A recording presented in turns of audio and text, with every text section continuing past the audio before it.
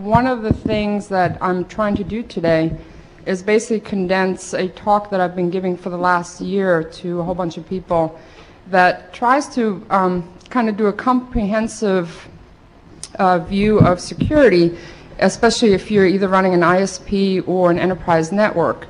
And typically what I do is, it becomes security is sort of a chicken and an egg problem, because you have to understand some technologies before you even know what you might want to implement.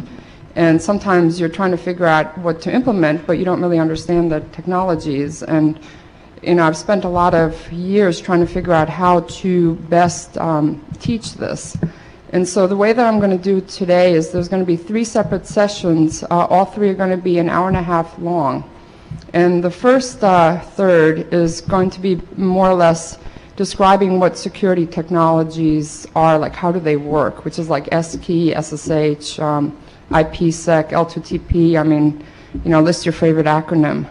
And just trying to give kind of a global overview of what they are and how they fit together. The second third is going to be an hour and a half spent on, all right, so now we sort of understand what all these technologies are, and if we look at our networks, how do we use them, and what do we do within our own architectures to have a more or less secure architecture. And then the very last third will be taking a look at actual configuration examples. Because one of the things that I've found, and let me tell you just a little bit about myself. I started in the networking world in 1988, and I worked for the National Institutes of Health, which is a major medical research facility in Bethesda, Maryland. And I had the luck of actually being their fiber person. So I designed their FTDI backbone, and we started using Cisco routers back in '88. Okay, so very early on. And for 5 years, designed and ran that network, the backbone. And then I ended up working for Cisco in 1993 until April of 2000. In 1996, I started looking very seriously at security, especially because the IPsec stuff was starting to get finished, at least the first round of it. And ended up doing a security initiative within Cisco, right, so that all the security pieces would get, or try to actually be somehow brought together. And as I started teaching security for the various customers, it became very clear to me that security means different things to a lot of people. You ask one person, they said, oh, it's encryption. You ask another person, they say, oh, it's filtering. And you ask another person, oh, it's their dial-up stuff, in AAA. And the thing is that it's all of these. And the reason why security is hard, in my perspective, is because it touches all areas of the network, and there's so much to know. So it takes a long time to really have that comprehensive view of security and what it is in your networks. So anyway, today I will just try to hopefully, educate you in terms of what the right things are that you should think about to then come up with how to try and appropriately secure your networks. And remember, security is never absolute, right? You will never have anything such as absolute security. The best you can do is mitigate your risks. So before I actually begin, I just want to get a sense of how many of you are responsible for providing security in your networks? Okay. How many of you actually think you understand and know most of the security technologies out there? Okay. So I'm not surprised. How many of you have a security policy that you have read or in your companies? Raise them higher. Okay. It's better than most. That's about, maybe a fourth of the room. So let me just begin. So here's the sessions, all right? The first third is security technology details. But before we get to that, and this is why I asked the question about a security policy, all right? Policies are boring, right? Who cares about a policy? But the problem is that you might not even need some of these technologies, right? You might think that they're really cool and they're really fun and, hey, I can play with this stuff. But you know something? From a corporate point of view, your time might be spent doing something a lot more important. So the first thing that people have to do, and anybody who is even an operator, you can sit there and throw your hands out and say, policy stuff, that's for the higher ups. But the problem is that in this day and age, when companies start losing money because of security issues, sometimes they'll just take a scapegoat, and some of you may end up being scapegoats because you implemented something that may have not been part of a policy because maybe your corporation doesn't have a policy, but you may end up getting fired. So I am very adamant that everybody who is at all responsible in security go talk to your peers, to your higher ups, and basically say, we have to have a security policy, and get whoever the top level guy is to sign it.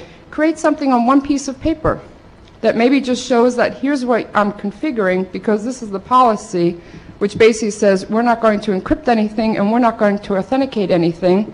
Have the CEO sign it, because that way, you know, if there's a security breach, you're not going to be held responsible. You have this piece of paper that said, hey, I just did what the policy dictated.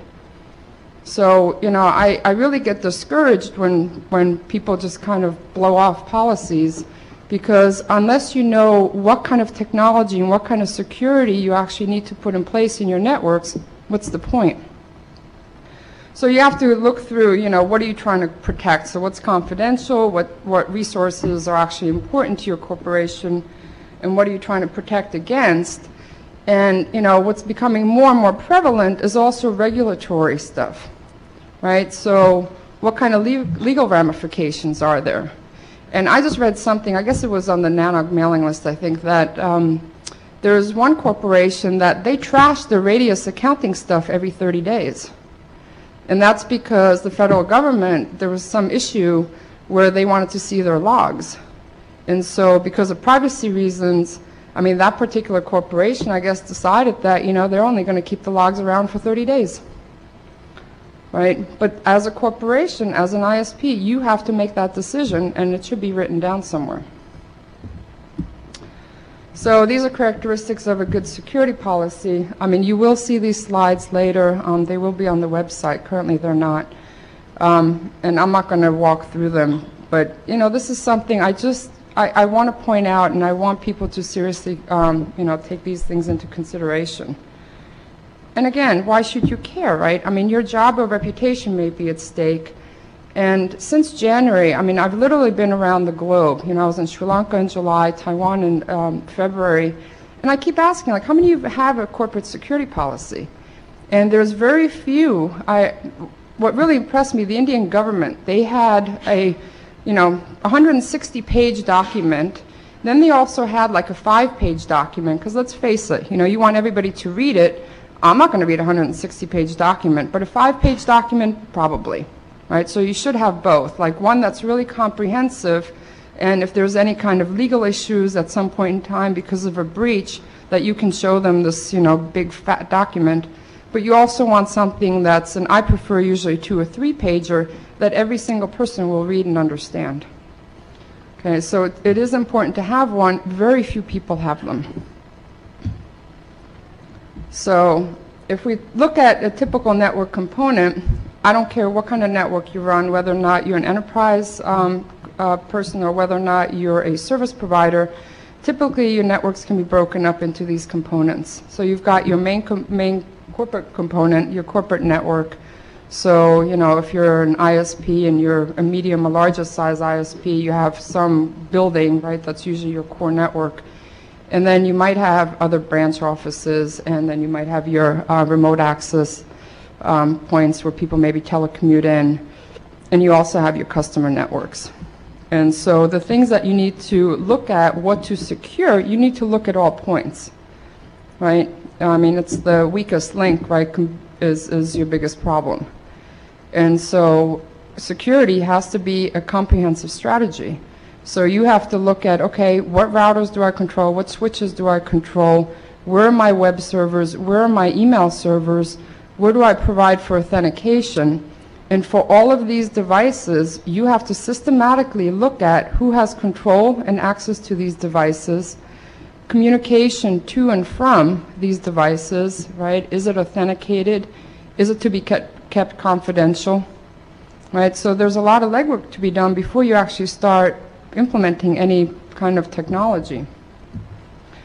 And so these are the elements that you need to consider, and I'm sure most of you are aware of these. I mean, authentication, authorization, data integrity, data origin authentication.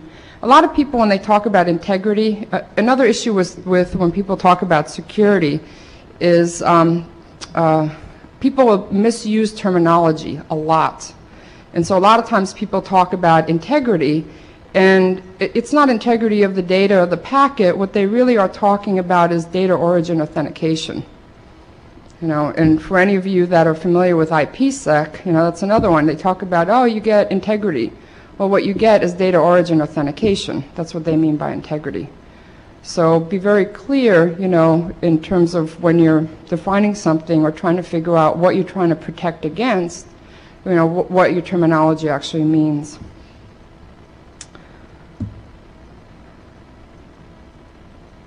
So again, these questions are just more for reference because I don't want to spend too much time on policy.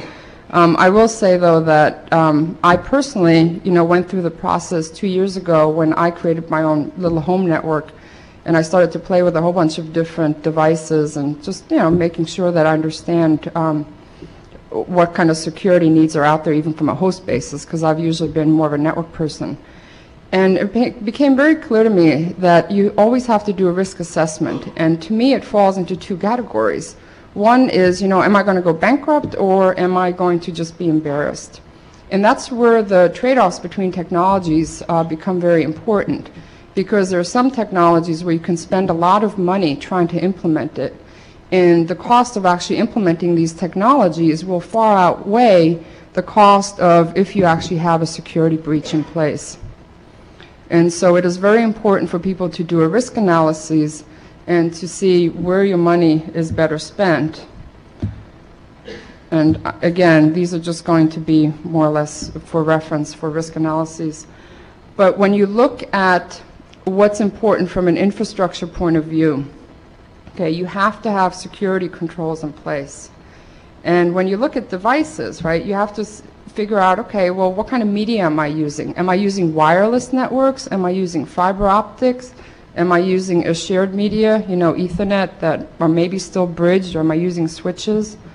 The equipment location is important, as well as environmental safeguards. And with equipment location, I mean, we always used to laugh that, oh yeah, who's going to carry, you know, a big machine out? Yeah, ha. But I believe a couple of months ago in Australia, you know, there were people that were impersonating some repair people, and what they actually ended up doing is taking a mainframe out of the building with confidential information. So, you know, it's funny because it didn't happen to us, but it happens. So you do want to be somewhat careful, you know, and make sure that your physical controls and accesses are in place. The logical security controls are the ones that people are, you know, more or less familiar with and pay more attention to. And what these are, it's your console access, your remote, your logical terminal access. And I have to always correct myself because I'm so used to always saying, oh, I'm going to telnet into the router, which in this day and age is, you know, I really should get away from that because you should be SSHing into your routers or switches. But your logical security controls include not only your SSH access or your console access, it's also any other way that somebody can access your critical infrastructure devices. And two mechanisms that are very widely exploited are either through the web, right, HTTP, or SNMP. So you have to really carefully think about, you know, do you need that access and why? And there was something going on recently where people are starting to do some reconnaissance attacks on specific routers and looking to see whether or not they have HTTP servers enabled, because some equipment has vulnerabilities, right? So it's very important to disable these services or these mechanisms of access if you're not using them. You also have to look at system and data integrity, right? So we all understand firewalls, I'm sure, and then also the network services. And this is a very controversial issue, and especially for ISPs, because, you know, are you going to be the network police for all of your customers? And the answer is a resounding no, Okay, that is not your role. However, if there are some denial of service attacks happening and it's causing a huge headache, you have to put these filters in place so that the networks can still be available. Okay? It's a problem that cannot be resolved by just saying, nope, we'll never put in filters. Yep, we'll put in filters and we'll keep them in for 2 days. It's a moving target. So the best thing to do is just kind of work with your customers and kind of see what the better solution is. But ISPs are not the network police, because it breaks other applications as it's becoming clearer and clearer as more ISPs are putting these filters in place for specific ports, and it ends up breaking things.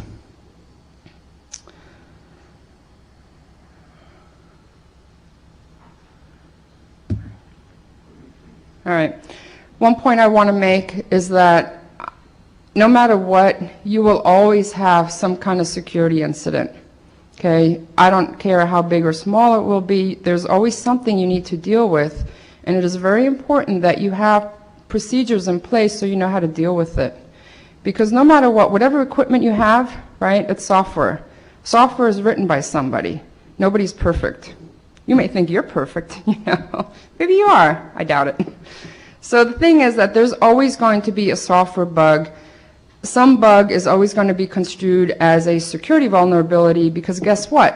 This vulnerability, somebody can get access to this equipment, or they can do some kind of damage that can bring down your network. You know what that is? That's a denial of service because your network is unavailable. So you have to have certain procedures in place so that when vendors tell you that there's an issue, that you know how to test maybe this new software, because if you just listen to the vendor and, put in this new software version, I wouldn't want to work for you.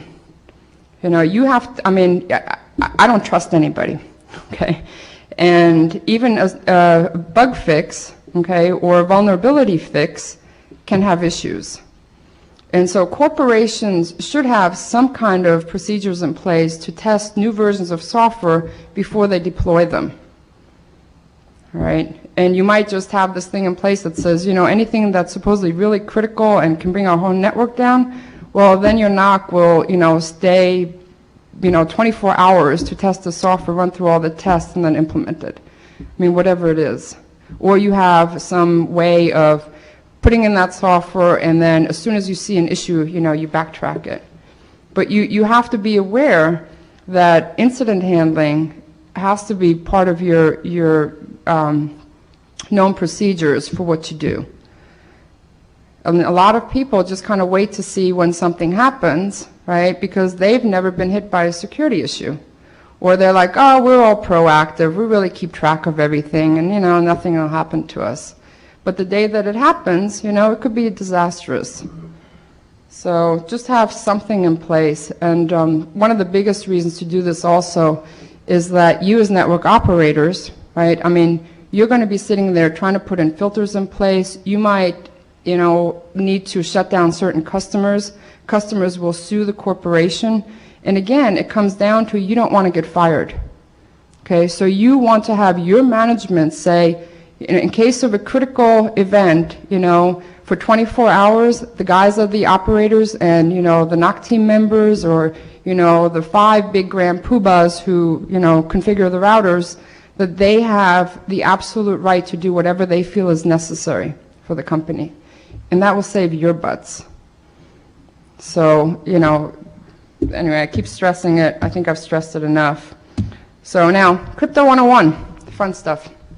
How many of you understand what secret key and public key technology is? Okay, I'll go through them fairly quickly then.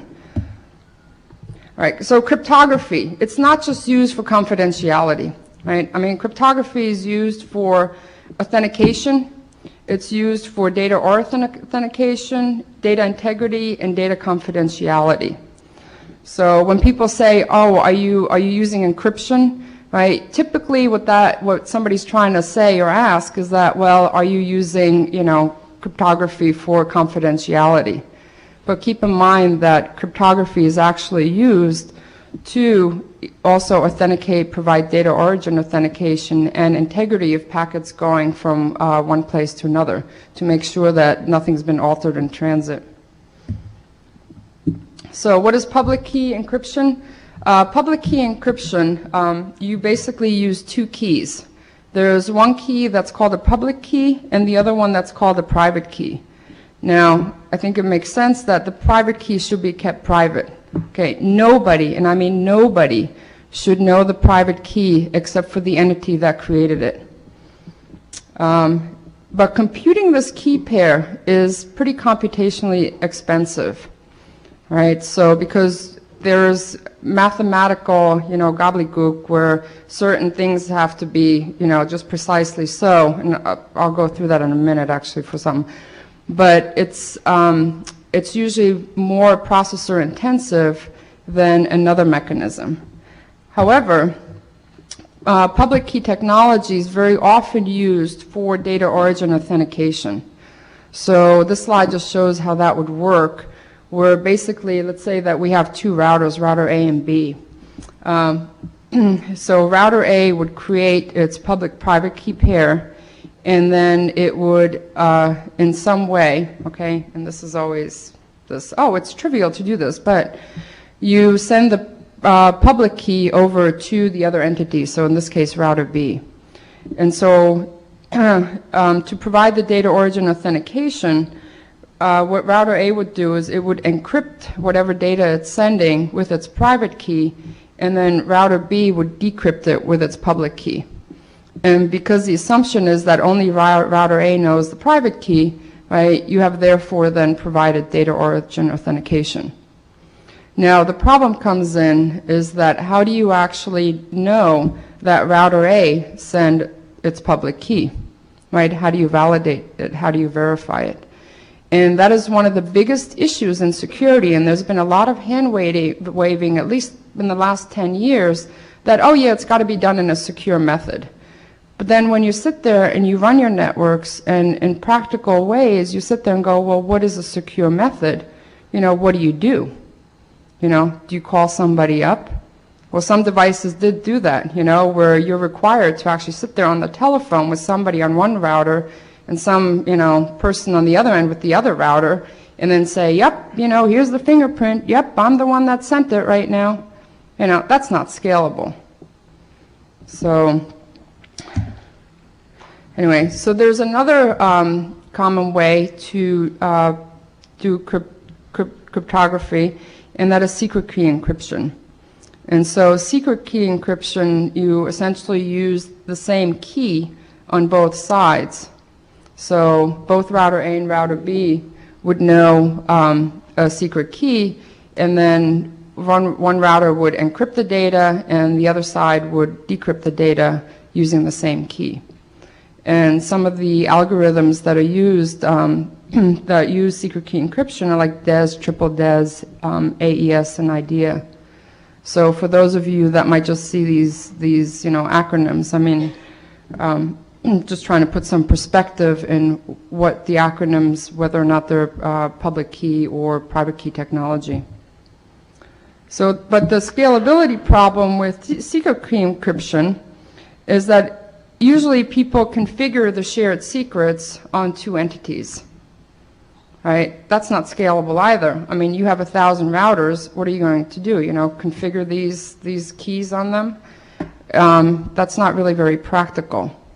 So there's an algorithm called the DiffieHellman algorithm, and what it does is it uses a combination of public key technology to derive a shared secret. And this is a very simplified slide that essentially shows how this works. And so you have, let's say, two routers, right?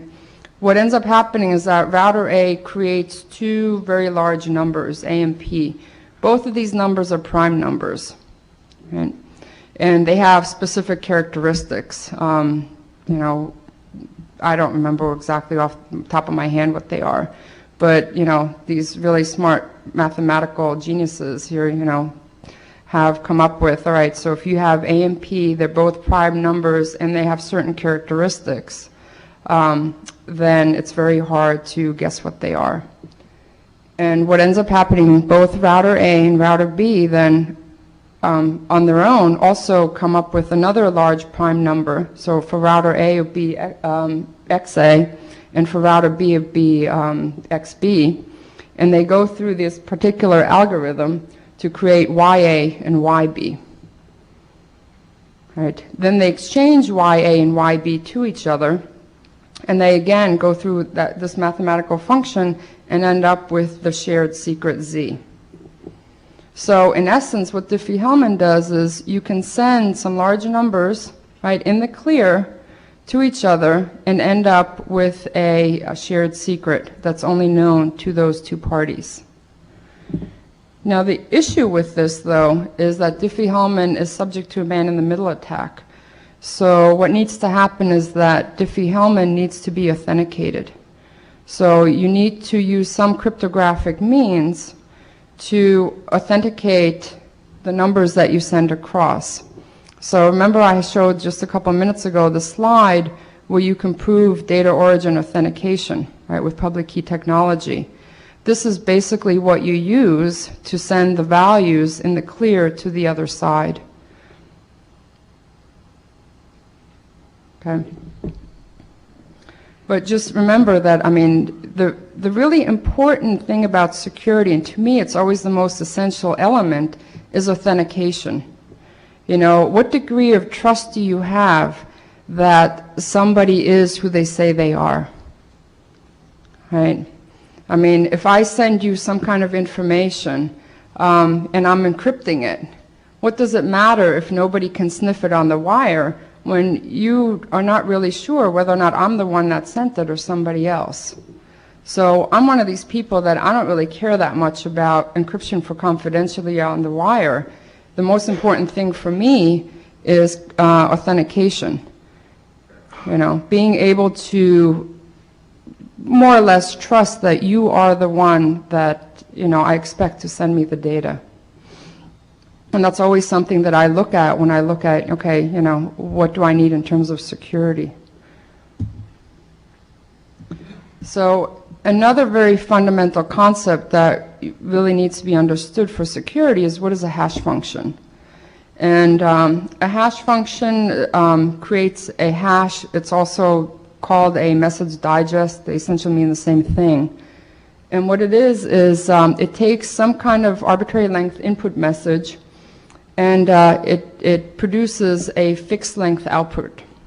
Okay, so I think most of you have at least heard, you know, the MD5 algorithm or SHA algorithm. These are all hash functions. They're one way, they're irreversible.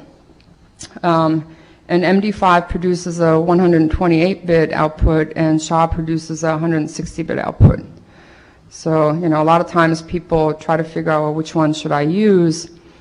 I don't know, SHA is a little bit more computationally expensive, but some people think that MD5 may be more susceptible to some attacks. So a lot of people really, if they don't really know which one to use, recommend SHA-1. So if anybody has more data in terms of, you know, MD5 really, you know, has issues, you know, speak up, because I would love to know. But anything that I've read and people I've talked to, it's just kind of like a hand waving, like, well, we think that SHA-1 is more secure. So, okay, I threw this slide in there because there's times that I talk about certain technologies and how they work, specifically in IPsec. You know, and you hear about all this technology, and you know, you will hear quite a bit about HMAC. You know, HMAC SHA, HMAC MD5. And another thing that I find so funny about security is that you have to understand, like, the security in-depth little nitty-gritty details to actually configure security. I hate that. I think it's stupid. It's like understanding the Dijkstra algorithm, or, you know, really understanding it to configure your routing protocols. You know, and I'm hoping that vendors will get away from that, because I don't really care what SHA or MD5 or all these things are, but I have to make a decision whether or not to pick one or the other. Right? I mean, that's a pet peeve of mine with security. But anyway, so exclusive OR how many of you remember this from math way back when? Okay, cool. I'm not going to go over it. So look at this slide. I mean, it's pretty simple. It just means that you have, one string of bits the same size of the other string of bits, and, you come up with some answer, and that answer is reversible. So you can come up with the input again. So the reason that I brought that up was because when you do a keyed message authentication code, it's also basically a keyed message digest. A lot of hash functions are used with a specific key. Okay, you combine a shared secret with a hash function, and essentially that's what HMAC is. It's a keyed MAC. So the message, whatever data you're trying to send, okay, let's say it's a routing update. The message is broken down into n blocks of 512 bits. Then the shared secret key, which you've configured on both sides, is XORed, right, that function that I just showed you in the slide, is the XOR is applied with a specific array. And these arrays are well known. They're defined. Okay. And then you end up with K1. And so that the shared secret is XORed a second time with another specific array to produce K2. All right, so this is just some pre-processing that's done. All right, and so when you're doing IPsec, I mean, this is basically what's used. So you have the standard itself. There's people that have come up with these arrays that you use. Okay, and so you have a message that you're going to be sending, and so you then XOR the message with one array, come up with the result, and then you take the shared secret key and you XOR it with another second array, and you come up with K2. Now you start the hashing process. So you then take the first block of the message and the result, K1, and you apply the MD5 algorithm to it, and you end up with hash 1. Then what you do is you take that hash 1 and you concatenate that with K2, and you end up, you apply the MD5 algorithm, and you end up with hash 2. And now, depending on how many blocks of messages you have, you end up continuously iterating the hash function by taking a block of message and the previous hash and applying the MD5 algorithm. All right, and then essentially once you get to the last block of message, you get your last hash, you end up with a string of bits. Remember that it's 128 bits for MD5 and 160 bits for SHA. And then depending on a specific algorithm like HMAC MD5 96, that means that you truncate to 96 bits. All right, I don't know how many of you care about this, but it might be interesting, so anyway, I figured I'd explain it. So keyed MD5 and keyed SHA is very often used in most algorithms, again, to provide more security, right? So then, all right, what are digital signatures all about? Because we hear about digital signatures. In my best experience, there's a lot of talk around it. There's not a lot of people that actually practically use them. And most of the reason why is because it relies on the public key infrastructure, right, a PKI. And I believe since 96 or 97, people were really hot and heavy about being able to implement a PKI. But the problem is that nobody knows who to trust, right? I mean, do you trust the U.S. Post Office? I remember that was something that people wanted to do at one point in time. And you might trust your own corporation, but then again, how scalable is it? Right. So I believe that hopefully now, like most of the other security issues, have come to some kind of resolution that nobody can hand wave anymore about the PKI issue. So I am still optimistic that maybe in the next couple of years, people will come up with a credible and practical solution for how to actually enroll certificates in a secure manner. Because that is the whole entire problem that still needs to be solved, is how do you bootstrap the entire system, right? And, like here, too, I don't remember if it's tomorrow night or I think it's tomorrow night, the PGP key signing, right? I mean, people get in the room to say, yep, that's who he is, right? How do you do that with thousands of devices, right? So anyway, that's a big problem to be solved. But so what is a digital signature? It's basically a message that's appended to a packet. And it's used to provide the identity of the sender and integrity of the packet. And two common digital signature techniques are RSA and DSS. And how it works is that a sender uses its private key to sign a packet, and the receiver uses the public key to verify the signature. So I'll talk about digital signatures a little bit more later because, especially in route authentication, the problem is, and what I found, and I for years was also under the misconception, was that MD5 authentication is actually digital signature, but it's not. So it's basically you just append a hash, a message digest to a routing update. So, you know, how secure that is you know, a little controversial, I think. And one of the things I'm going to bring out in the second session, just as something to think about, is that whether or not it makes more sense in the future to look at either using the MD5 authentication mechanisms that are either an extension or built into the routing protocols, or whether or not it makes more sense to beat up on the vendors and provide some mechanism to provide for IPsec authentication. Okay, I know that some vendors actually have made it fairly simple with doing BGP authentication using IPsec. And the thing is that getting new keys is a lot easier that way. I think a lot of implementations of MD5 authentication, the major issue is that, all right, so you've configured your key.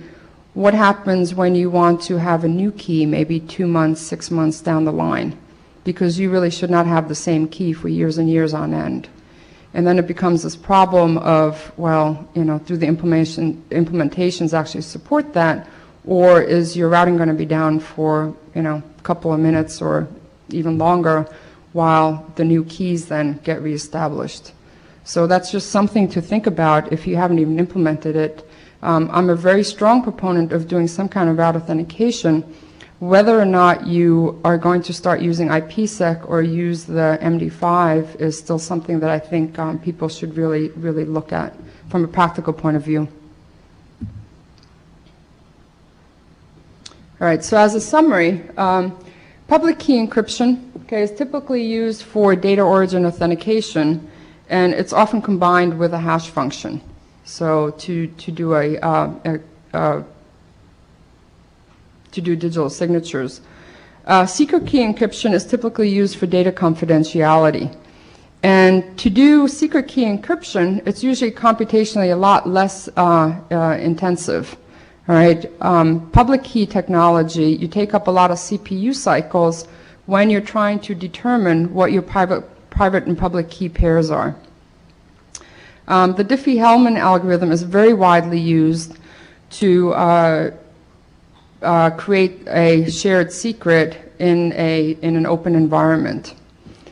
And let's see, hash functions, well, they're easy to compute, used for data origin authentication and data integrity, and digital signatures use hash functions of public key cryptography.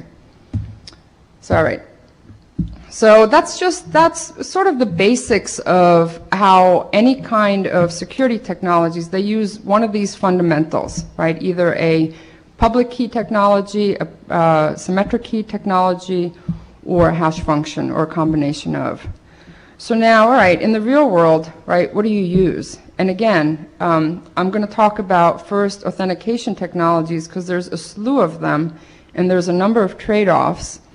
And then what do you do if you're looking at providing confidentiality from either your application layer or your network layer or transport layer?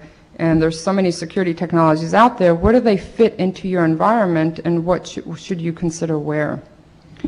So if we look at methods of authentication, right, How many of you do not use one-time passwords when you're accessing your infrastructure devices? Higher? All right, so that's probably about half of you. I would very strongly urge you to try and get one-time passwords in place. It's not very difficult to have these systems. One of the things that people always tell me is that they hate carrying around a DES card or some token card. And what I always say is I point to somebody and say, well, take out your wallet, okay? And how many credit cards do you have in there? And I usually say, you know, throw 3 of them away, put a DES card in there, okay, and only keep 1 or 2 credit cards and whatever. Because it's just a matter of carrying a card, and it will make your infrastructure a lot more secure. Now, the assumption, of course, is that you're logging into your infrastructure when you're traveling around to conferences such as this.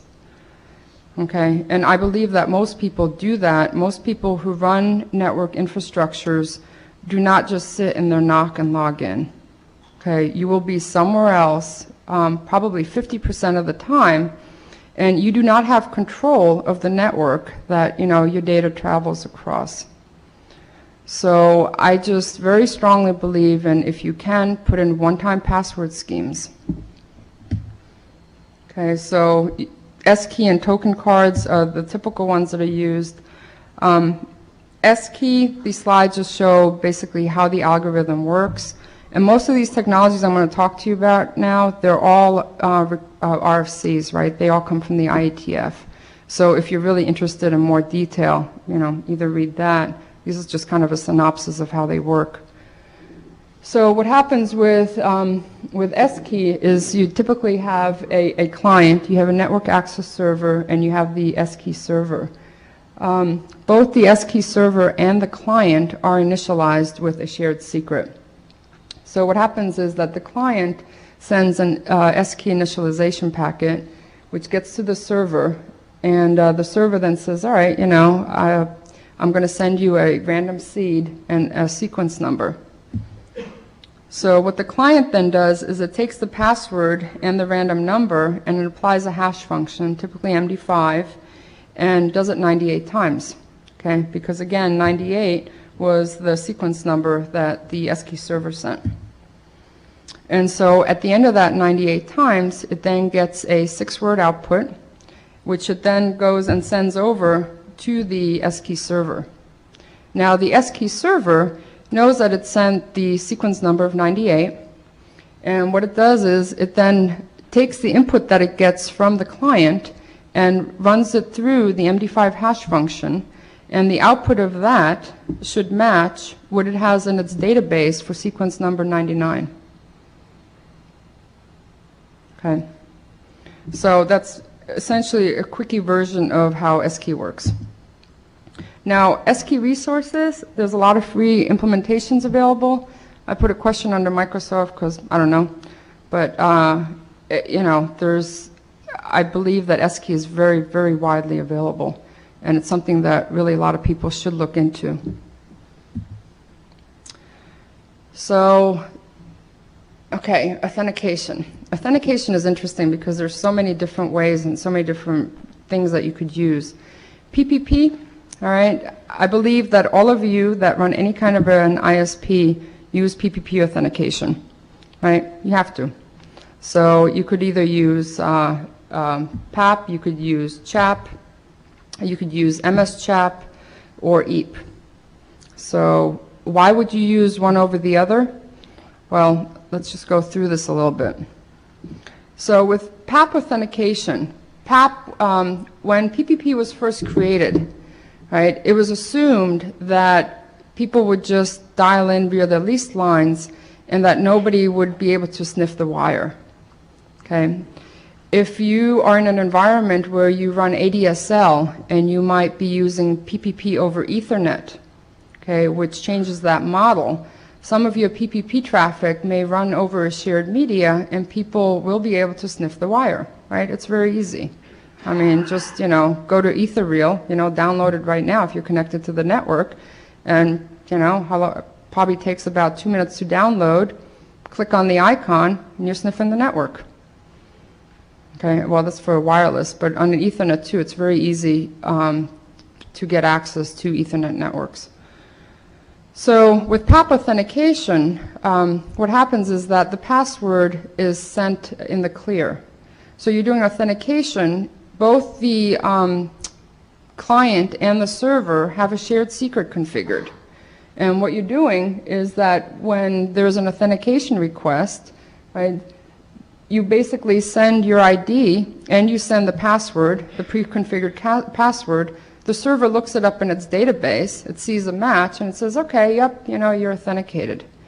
But the problem is that nothing's encrypted, nothing's confidential. So you're sending the password in the clear. So I typically recommend that people stay completely away from PAP. Just last night, though, I was talking to somebody and they said, well, you know, people like PAP because you can store the secret in a secure manner.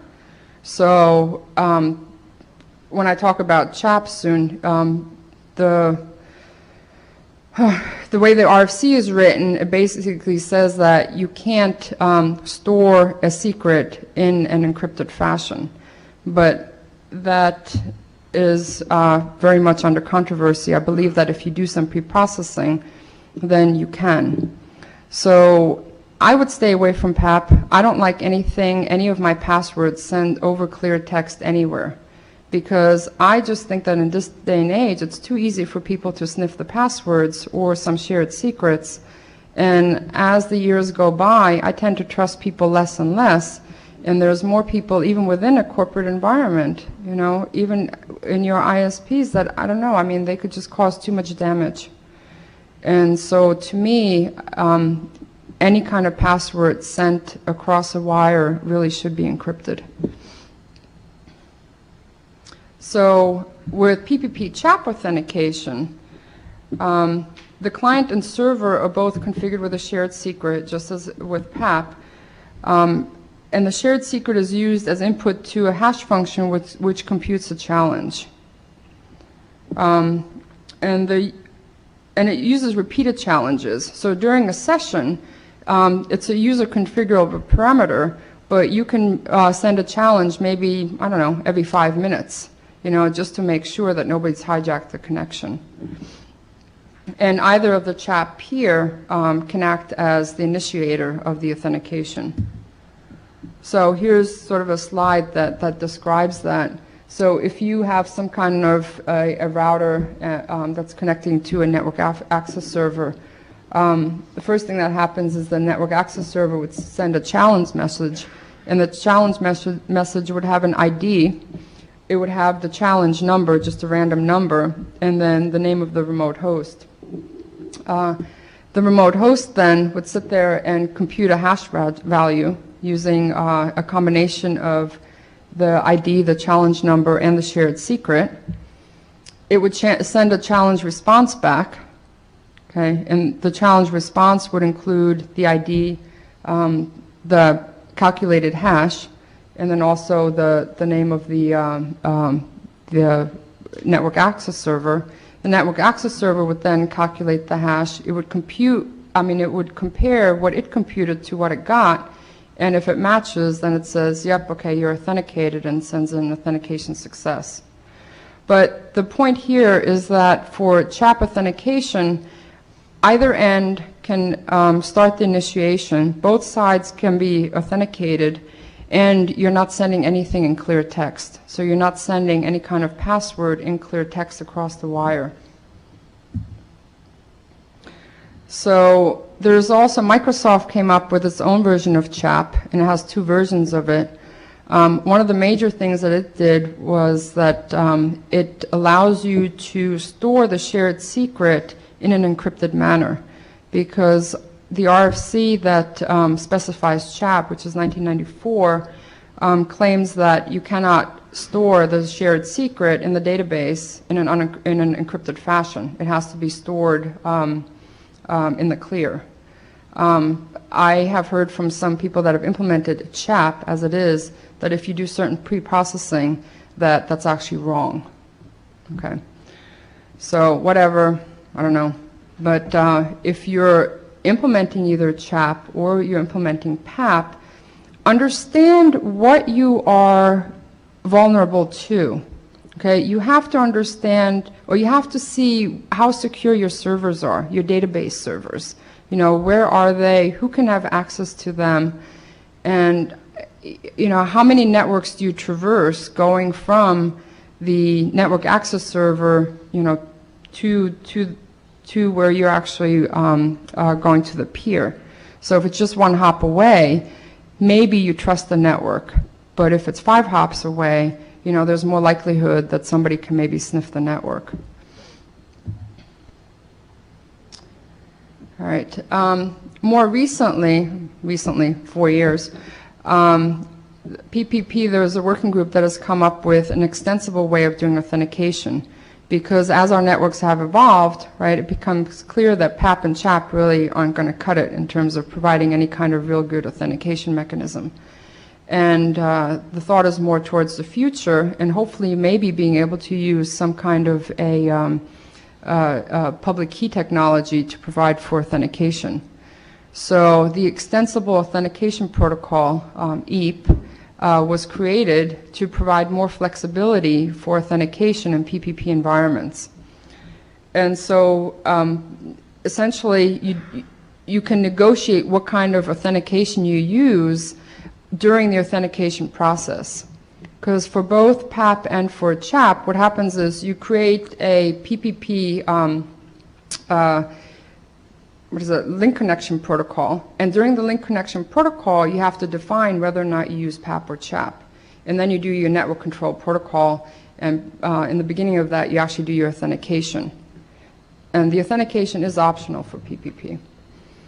And so what ends up happening is that with EAP you don't have to define what the authentication mechanism is when you're doing your link control protocol. All right, so you establish your link, and then you do EAP, and during the EAP phase you then say, oh, you know something, there's a number of packets that go back and forth, so you request and responses, and basically without those packet exchanges you then decide on which authentication you want to use. Do you want to use a one-time password? Do you want to use CHAP? Do you want to use Kerberos authentication? I mean, there's a whole slew that are being defined. And so as new authentication mechanisms evolve, then EAP can handle that. Okay, so more and more people, more and more devices, when they're implementing PPP and doing some kind of authentication, they are using EAP because it gives you a lot more flexibility. So essentially, here's a picture that shows how this would work. And once the PPP link is established between the telecommuter and the network access server would then say, okay, you know, I need some credentials from you, telecommuter, you know, and it sends an EAP request. The telecommuter would then send an EAP response, which gets forwarded to the EAP server. Typically, this would be a Radius server, maybe a TACAX plus server as well, but a lot of times Radius is used. The EAP server then would send an EAP request, which basically gives the mechanism that it wants to use and forwards it to the telecommuter. The telecommuter would then respond with the information, the credential that the server needs. The server would verify, and then, you know, the telecommuter would get authenticated. So essentially, the network access server then just becomes a pass-through. And what's nice about EAP too is that if, for instance, you are using a one-time password today for your authentication, but you want to use digital certificates maybe 5 years down the line, 3 years down the line, you do not have to change any software on the network access server per se, right? You can just do it with the EAP server or the Radius server. So that's a pretty cool thing. So just as a summary for PPP authentication, in PAP, the password is sent in the clear, and in my personal opinion, it should be avoided. In PPP CHAP, the passwords are at least encrypted, and then PPP EAP is the most flexible, and I think in today's networks, if you're figuring out or trying to decide on what authentication to use, PPP EAP is really the way to go. So, all these authentication mechanisms, all right. So what do? I mean, you're going to have large networks and you need some kind of scalability, right? I mean, you're not going to sit there and configure on every single device these shared secrets.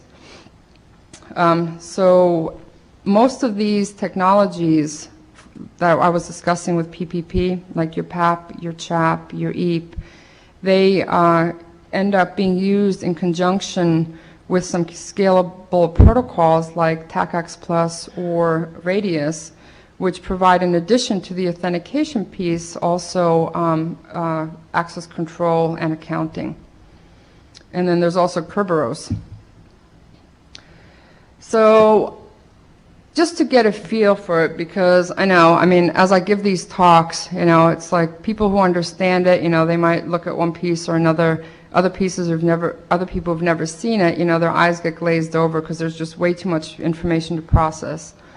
So I am not going to go over this in detail because the primary thing that I really want to focus on anyway is just, all right, you guys are going to be architecting your networks. Some of you have already put security stuff in place. And what is the most relevant in your environments? What are the 5 most important things that you should be thinking about? And then giving you some, you know, configuration examples. So these particular slides, I mean, remember, I give this talk and it's usually a couple of days or a week long. But you will have this, all right? You will be able to see this in your slides. If you are interested in how this works, this is very much a synopsis, okay? And if you're even more interested, then, you know, you might want to read through the RFCs, but who has time for that? So I'm just giving you some quickie, like, crib notes in terms of what's important when you look at authentication. For TACAX Plus, the thing to keep in mind is that the transactions between a TACAX Plus client and a TACAX Plus server are encrypted.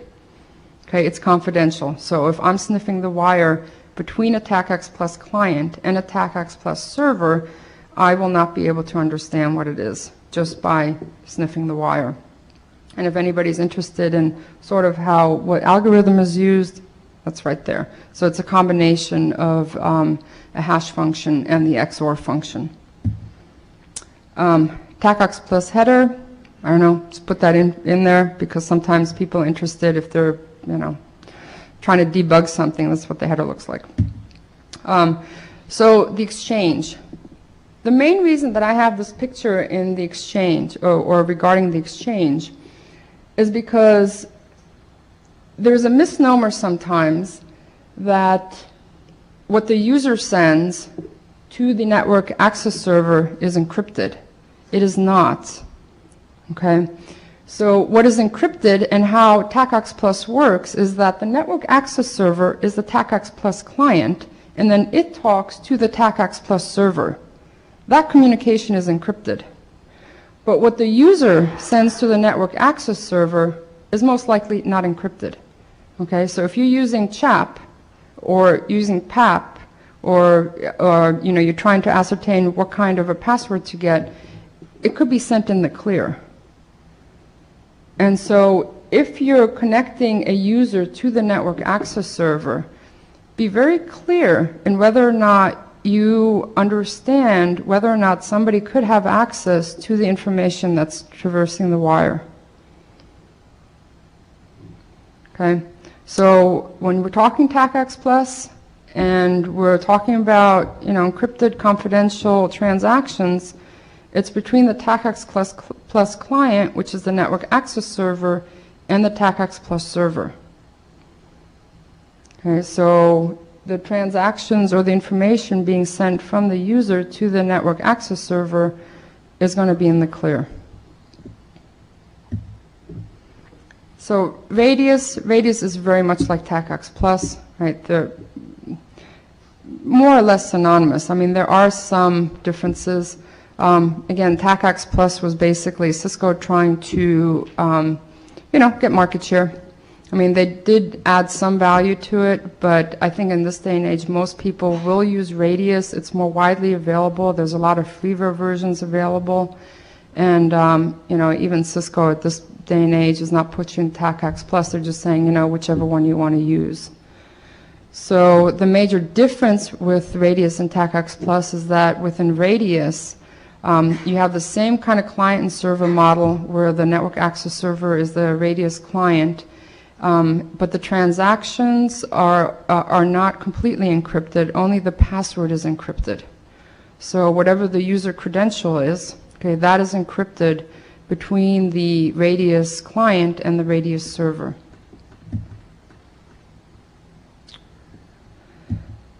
So the transaction looks basically the same, or how the authentication is carried out. And again, the same kind of consideration here, where the password that's encrypted, okay, it's from the Radius client to the Radius server. So the Radius client being the network access server. So whatever you're sending from the telecommuter or the user going to the network access server may or may not be encrypted. Most likely it's not. So as a comparison, TACAX Plus, uses TCP, so it uses a more reliable transport. Radius uses UDP, and it's supposed to use UDP port 1812. Some older versions use the other port, 1645, just an FYI. Only the password is confidential in Radius, and when people ask, well, which one should I use, right, I think the answer comes down to more of a, well, what features are supported, and what is the vendor support like? So I think those are the most important things in terms of what are the attributes that are supported, and if you have a variety of different equipment, or you're using an NT environment, and money comes into play. So the trade-offs are. I don't know, it's really one or the other. And I think most people do end up using Radius simply because it's a little cheaper and it's a viable option. All right, another question here, because there's so much material I need to find out so I can figure out what to kind of skip. How many of you are in a Kerberos environment? Considering. How many of you are considering Kerberos? Okay, I'm going to skip over these slides. How many of you want to know about Kerberos? All right, I won't completely skip over them. But I'll go over them fast. You won't understand. If you don't know about these technologies, I can't teach them to you in 5 minutes or, even 10 minutes. Again, if you are more interested in some of this and it's new to you, or you have some questions, I'll be here till Wednesday morning, right? So we can sit down and, I don't know, if I can provide you with some information, great. I actually really like security. So, anyway, so just as a caveat, so if you're wondering why, oh shoot, she was going too quick, I want to know more, it's really hard when you have so many different levels to really get everybody, to please everybody completely. So grab me later. Okay, Kerberos, it was designed by MIT. Major point is it uses a trusted third party to issue tickets to users. All right, I think most of us actually sort of know that. So Kerberos. Kerberos relies also, it relies on a shared key. So you have a KDC, which is a key distribution center, okay, and that's the trusted third entity in Kerberos. And you configure keys, so shared keys. So you configure a shared key between the KDC and the client, and you then configure another shared key between the application server and the KDC. So those would be K client and K server respectively. So the KDC has this whole database of principals, which is basically entities that it has shared keys with, and their associated keys and also access rights. So what are they allowed to do? So what ends up happening for a Kerberos authentication is that the client sends an authentication request. The key distribution center, the trusted third-party server, verifies the client access rights, like is it even allowed to do what it wants to do, and it sends some kind of an authentication response, which starts the whole process, where it sends a session key, a random number and server name, and these are all encrypted with the client key. And it also sends a Kerberos ticket, a ticket that's encrypted with the server key. And then what the client does, it prompts the user for the password, right? So whoever's sitting at the client. And it uses that key to then decrypt the session key.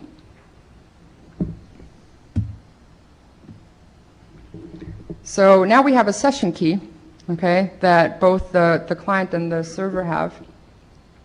And now you're trying to, authenticate the application. So the client then sends an application request, which is the Kerberos ticket encrypted with the server key. And it also sends an authenticator, which is sort of a token, encrypted with the session key. The server decrypts the Kerberos ticket to get the session key, which is then used to decrypt the authenticator. And I see a lot of eyeballs just going, huh? Yes, this is very confusing. So, you're going to have to spend a little bit of time probably to just kind of mull over this. And I'm just reading off the slides because I don't know how else to do it right now. But essentially what happens is there's a number of transactions that happen. You have shared keys between the client and the trusted third party. You have a shared key between the trusted third party and the application server.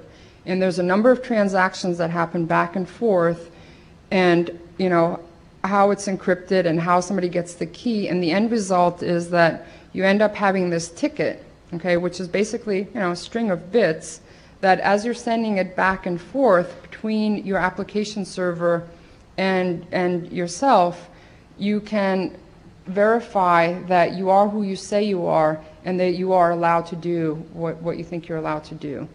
And for example, if you want to do Kerberos authentication for accessing a network device, right? So the network device then will have to have some Kerberos software on it.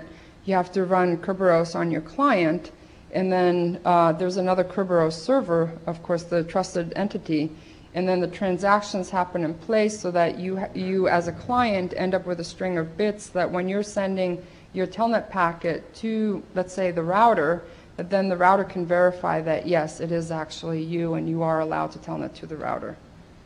All right? And it is complex, right? I mean, that's why the RFC is so big. But mathematically, it's fairly sound.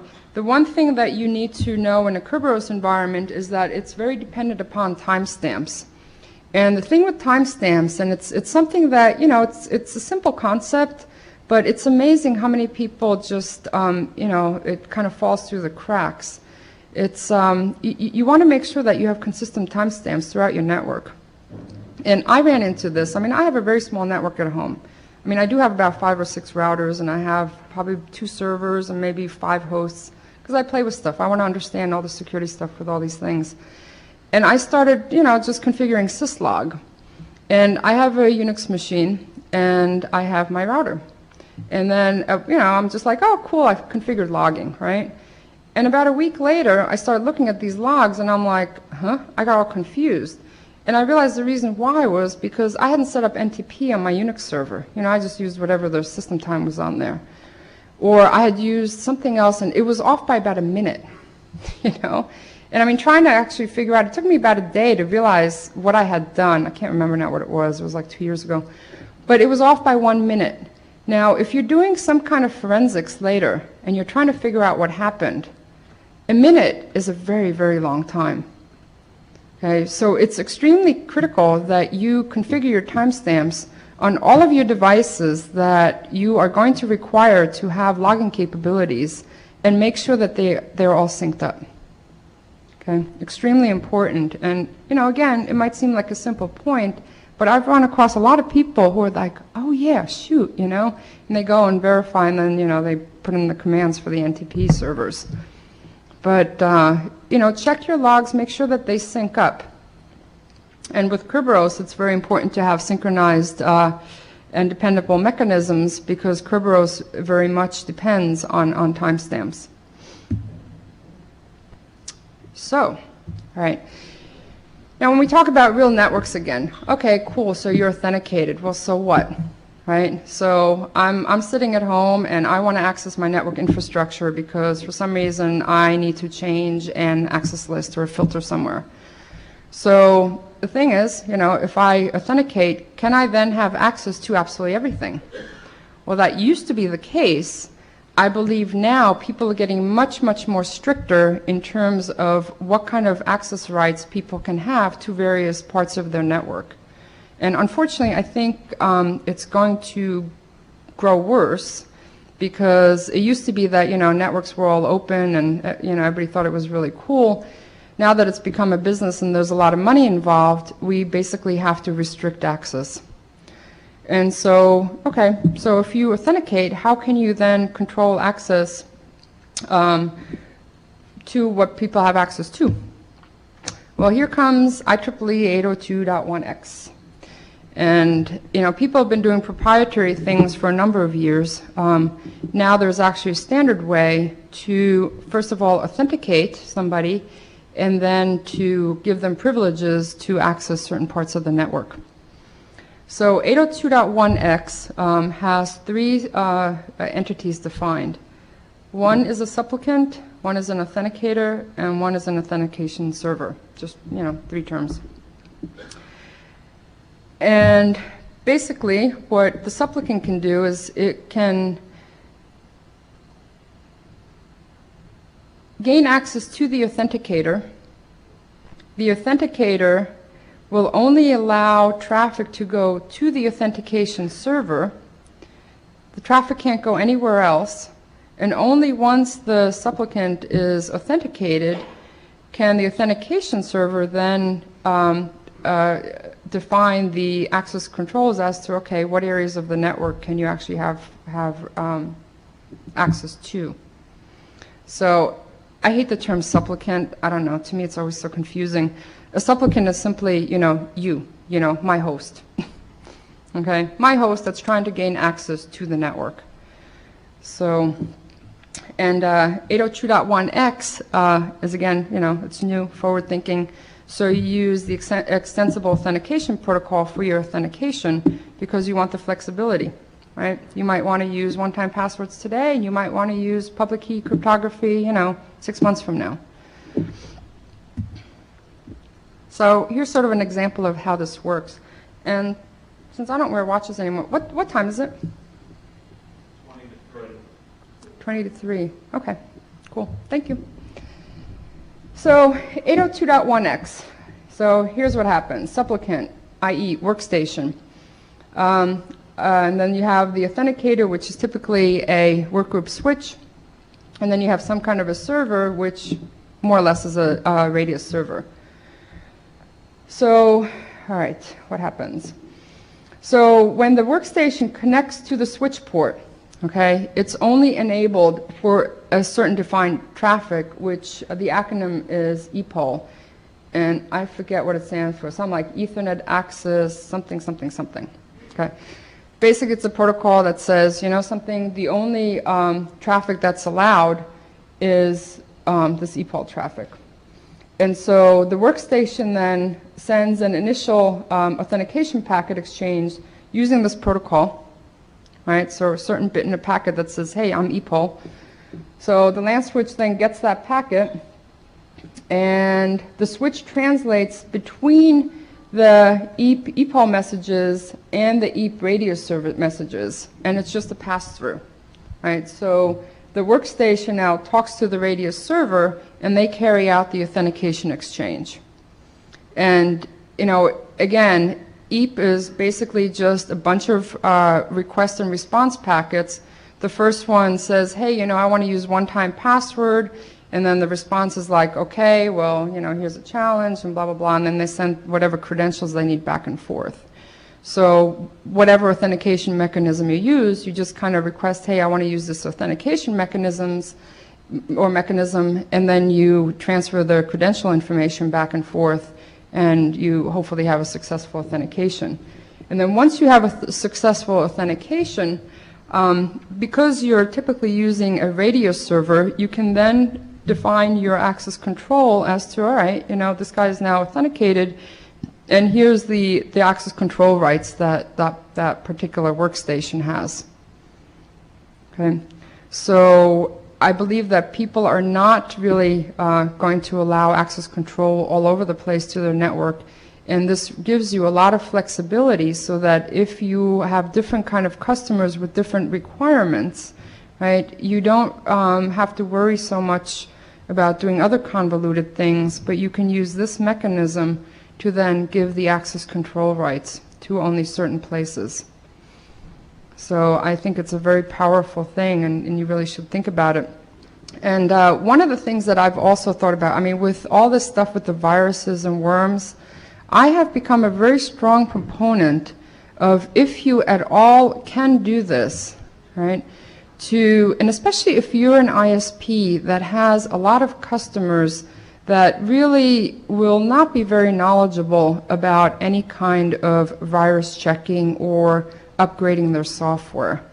Okay, I mean, the environments vary so much in terms of what you guys as ISPs do, but if you have any kind of control at all, what I like about 802.1x, that used in a conjunction with maybe being able to have some kind of control of your customers' machines and having them go through some kind of a virus check, and then maybe pointing them to a particular area of the network if they fail, so that they can then download whatever appropriate version of software you think, you know, and you've tested in your environment for your customers, that this could be a very interesting thing to do in the future.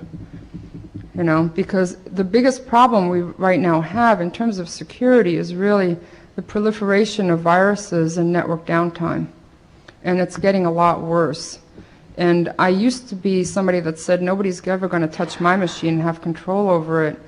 But as I look around, you know, it's causing a lot of detriment in terms of ISP networks, and you know, the issue is just getting worse and worse. That people have to be re-educated, and I do think there needs to be more control, especially from ISPs. And again, you know, that's very controversial, but I'm just going to put that out there. All right, so authentication technologies, right? I mean, there's tons of them. Everybody uses probably bits and pieces of everything that I've discussed, and they always will, okay, because no technology ever goes away. Then again, ChaosNet went away, didn't it? So you never know. But as an authentication, as a summary, I am a very strong proponent that use one-time passwords whenever possible. You know, come up to me with whatever excuse you have, and I will probably have an answer to mitigate that, hopefully. But, you know, seriously, you know, try to do one-time passwords. It's really the securest way to go. PPP EAP with Radius, okay, if you're using PPP environments, that is really something you should very strongly consider. And AAA solutions, again, Radius or TACAX Plus, can be used with most authentication functions. And 802.1x will replace proprietary port authentication features. Right, so 802.1x is something to really look at. And of course, if you have a multi-vendor environment, you know, understand what some of the interesting features and functionalities are where they may or may not be interoperable. But that's other discussion. All right, application layer security. SHTTP, SMIME are two ones that usually come to mind. A lot of people don't use SHTTP because a lot of people use SSL, which I will describe in a little bit. SMIME, the reason I want to bring this up is because for people that are considering voice over IP networks, for authentication, SMIME is part of the standard. It used to be PGP, they got rid of that, so SMIME will become important, and you should understand that. SMIME provides these security services, so authentication, message integrity, basically verifying or validating that nobody has messed with your message while it's going from, let's say, caller to receiver, and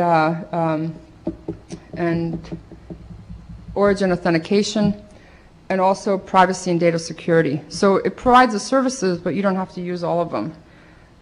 It is up to the implementation to decide whether or not to digitally sign a message first or encrypt it. Okay, and there's of course various trade-offs. So if you first sign a message and you provide the integrity for it, and then you encrypt it, you will always have to decrypt it before you can verify maybe who the caller was or the initiating party. right? So there's trade-offs. It's implementation specific, which, you know, I always hate, because that means that there's all these issues with trying to figure out what's interoperable and who's doing what, and if you're in a multi-vendor environment, it gets interesting. So SMIME, the reason why it's really, really important to understand it is more or less if you have, or thinking of voice over IP networks. Transport layer security, all right. SSL, TLS, long history. Basically the top sentence, I mean, it provides data encryption, server authentication, message integrity, and an optional client authentication for TCP/IP connections. Basically, it uses the TCP transport, so you know you're not going to be authenticating UDP.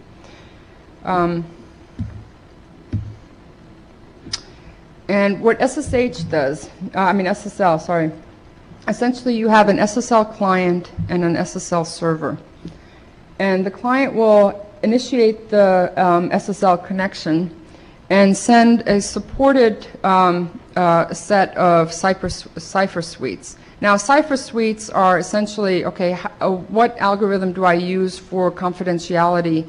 What algorithm do I use for data origin authentication?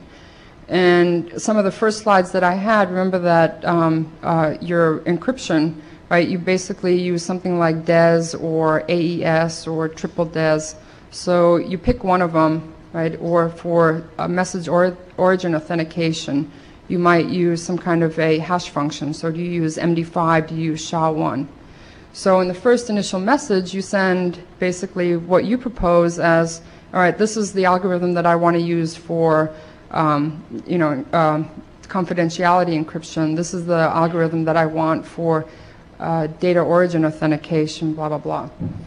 The server then selects a cipher suite and returns its digital certificate to the client, and the client sends an encrypted shared secret back. So what now happens is that the message encryption and data integrity algorithms are negotiated. So you now have a secure tunnel to negotiate your message encryption and integrity algorithms. You create session keys, and then the data is sent over, you know, the secure tunnel with the parameters you've negotiated. Now, the important thing about SSL is that client authentication is optional. And what a lot of implementations do is, because public key infrastructures really do not exist very much, somebody always tells me, well, we use one, and then last night somebody goes, well, we have one, but, well, it's not really that public. I'm like, okay, well, you know. So what people do is, for client authentication, they usually have some proprietary client authentication mechanisms. And what happens is they do it after the secure tunnel is established for SSL. So actually the client authentication, the credential material, traverses over the secure tunnel. So if you look at transport layer security, there's a lot of people that talk about, you know, how to create VPNs. Do I use IPsec? Do I use, you know, SSL, TLS? In the second part of the session, I talk about sort of architectures and things that you have to think about. For anything that deals with the transport, essentially you're going to be poking a hole through the firewall, right? Because firewalls typically look at layer 3 traffic, right? And you look at, you know, your port numbers, your addresses, and you don't look any deeper. You don't look at the transport layer per se. And well, no, you do. Anyway, but if you do SSL or TLS, you end up more or less poking a hole in the firewall and then ensuring that the traffic will go to its end destination, right, whatever its application is. And I think that SSL or TLS and IPsec work in conjunction with each other. But later out, I will point out that if you do encryption or authentication at the network layer, you have a little bit more flexibility. Yes? That third line, is that supposed to pop, or is that 110.5? I don't know offhand. It could be POP. I think I actually looked at the RFC numbers, so, or at the IANA numbers. So the SMT should be 25, probably? SMT is 25, and top 3 is 110. Okay. You could be right. But I don't know what 995 is. Yeah. You know something, I don't know them offhand on the top of my head. So, but you could be right. So basically what this slide points out is that there's a defined port number for these protocols, either your mail server or FTP or whatever. And then if you're using TLS or SSL to secure them, then there's a different port number that's defined by IANA. I'll check on that. All right, SSH, I'm not going to go through this. What SSH is, essentially, it's a mechanism to, people use it to access your devices. It's a low-level transport protocol, and it encrypts traffic. So if you're on a device, let's say your laptop here, and you're trying to connect back to some device somewhere else, rather than having all the information sent in clear text where somebody can actually view it, you know, I mean, everybody's using wireless here, rather than sending the information in the clear, you can be fairly assured that, you know, well, nobody's going to be able to, nobody, if they're actually sniffing the wireless network, will, without doing more work, be able to compromise your devices. And, you know, I have to be careful what I say because, of course, you know, you can get the encrypted data, and depending on what other computers and what other else you have, you might be able to crack whatever, you know, scheme there is. But for the very silly little attacks where, you know, it's very easy for somebody to sniff the wire and see the password, if you use SSH, it keeps your information much more confidential. And, you know, people have to do a lot more work to actually try and compromise your systems. So SSH, you should, if at all possible, always use SSH to access your devices. Telnet is very, very bad. People should not be using it anymore. The only caveat being that, you know, sometimes there's bugs in devices, and what some people do is they actually do SSH to certain hosts within their networks, and then from that trusted host, they then telnet to whatever device, right? But if at all possible, use SSH. So, okay, IPsec.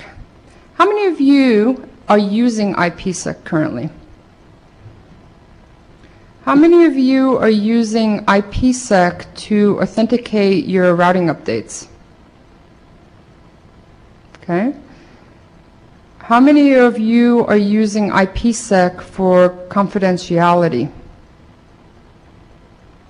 So that means that most of you are using IPsec for authentication, so data origin authentication. How many of you are using IPsec only for data origin authentication? All right, I'm confused. Okay, unless I'm asking the wrong questions. But so most of you raised your hands to say that you're using IPsec. So IPsec can be used for either origin authentication, data integrity, right, same thing, or for data confidentiality, or for both. So most of you using IPsec, but none of you raised your hands for integrity or confidentiality. So what are you doing? So I'm curious, somebody, you know.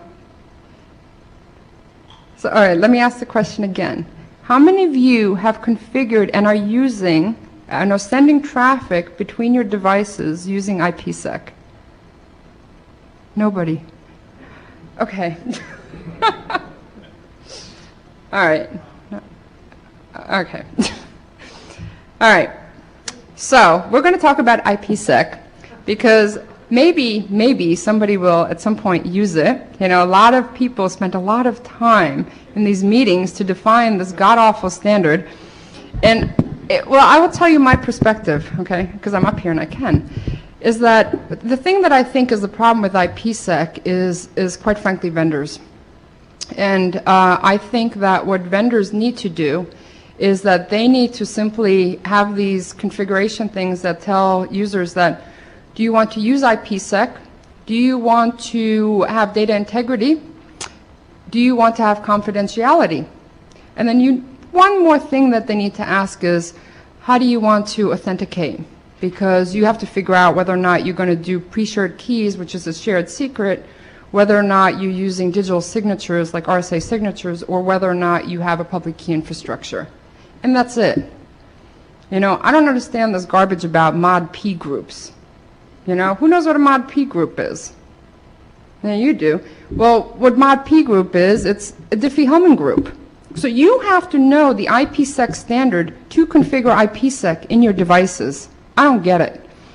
And then, you know, I've talked to a bunch of the engineers, and the reply that I used to get was, well, I don't want to define somebody's security policy. I'm like, default. You know, it's changeable.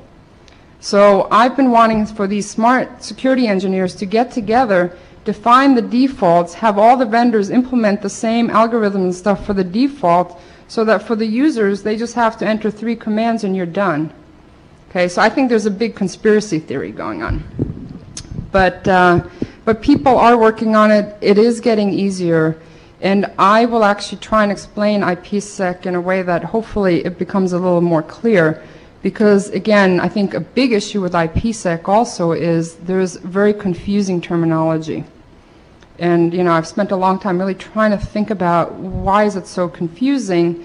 And, you know, people interchange terminology, and two terms mean the same thing. Right? And I think that all adds to the confusion. Yes? Oh, I have 2 minutes. Okay. Thank you. Okay, let me ask a question. Another question, sorry. But security, really, there is so much to know. And I really try to at least get a lot of the basics down, because something that I learned very early on in my security career or networking career is, how do you ask the right questions? You know, so rather than just sit there and give you a bunch of templates, which you're going to have anyway in these slides once they're up on the web, you know, and that's easy. You can just look at them and say, oh, okay, well, this looks cool. I'll configure this. I very much want people to kind of go away with a thinking process of, oh, okay, this is what I need to think about. Okay, because people don't talk about that. And I think that's the hard part with security, because there's always trade-offs. There's so many trade-offs. And just as you have trade-offs when you're actually just architecting your network, like do I use Ethernet or token ring or FTDI or ATM or whatever, security, because there's so much to consider, there's many more trade-offs to consider. And I think that's what makes security so hard, is because you have to spend a lot of time talking about the trade-offs. Anyway, so what I would like to do is I would like to break. What I would like to do is spend maybe the first 15 minutes when we come back, if you guys come back or whoever's here, talking and trying to simplify what IPsec actually is and what the relevant parts are, because then as I go over how you actually configure it in different devices, it might become easier to understand how you configure it. So rather than go through that. And then I will very quickly go over what L2TP is, and then I will start in on, okay, so here's all this slew of technologies, and when you're architecting your network, what are the things that you need to do to actually, you know, do secure routing, you know, have device security? What are the things you need to think about when filtering and to do some kind of auditing? So I think I'll break now, you know, let your brains regroup for about half an hour, and then come back. Thank you.